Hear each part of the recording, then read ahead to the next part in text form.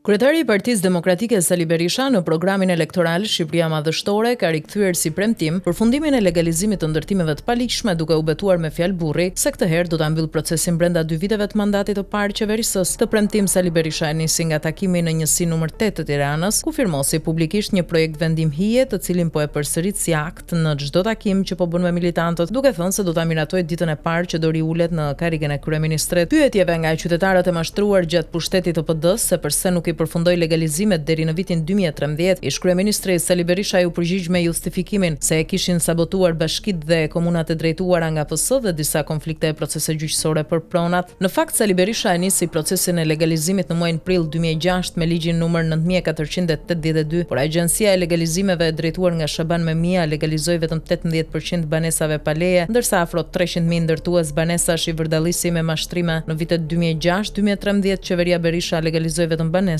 vilat, pallatet, hotelet, resortet, restorantet, kafenet, edhe magazinat që i kishin ndërtuar ministrat, oligarkët, deputetët, drejtorët, kryetarët e bashkive, kryetarët e komunave, kriminalët dhe shefat e policisë dhe drejtësisë. Nëpërmjet Shaban Memis dhe drejtorëve të legalizimit në rrethe e prefektura u legalizuan me letra false edhe kasolle, baraka, kioska në oborre shkollash e spitalesh dhe toka e trotuaret rrethuar me gardhe, duke i regjistruar sikur gjëja ishin pallate, vila e magazina, me qëllim që zaptuesit të përfitonin pronësinë e tokave. Në takimet elektorale, Sali Berisha po mundohet justifikohet me mashtrime se pse nuk e mbylli procesin e legalizimeve brenda 7 viteve deri në 2013, por e vërteta është se ai e futi procesin në skem vonesash qëllimisht për ta përdorur si joshje në fushatat elektorale. Në funksion të këtij qëllimi, Sali Berisha e ndryshoi 7 herë të tjera ligjin e parë, numër 9482, datë 3 prill 2006 të legalizimeve dhe nxori 13 vendime qeverie, 6 akte normative, 21 udhëzime dhe 10 formular të ndryshëm aplikimesh. Me këto ligje, vendime formular të sajuar qëllimisht zvarriteshin legalizimet dhe qytetarët vërdalliseshin në përzyra e gjykata, ndërsa për familjar, qeveritar e persona të klanit të tij zbatohej ligji fillestari muajit prill 2006. Tani që po kërkon të rikthehet në pushtet, Sali Berisha ka nisur të premtoj përsëri legalizimet, duke ringjallur Shaban Tapin, i cili të kujton xhambazllëqet, korrupsionin, vërdallisjet dhe mashtrimet e qytetarëve që ndërtuan pa leje. Pas vitit 2013, të njëjtat marifete, mashtrime e vërdallisje me legalizimet bëri edhe kryeministri Edi Rama, duke përdorur Artan Lamen, kopje Shaban Memis së Saliut.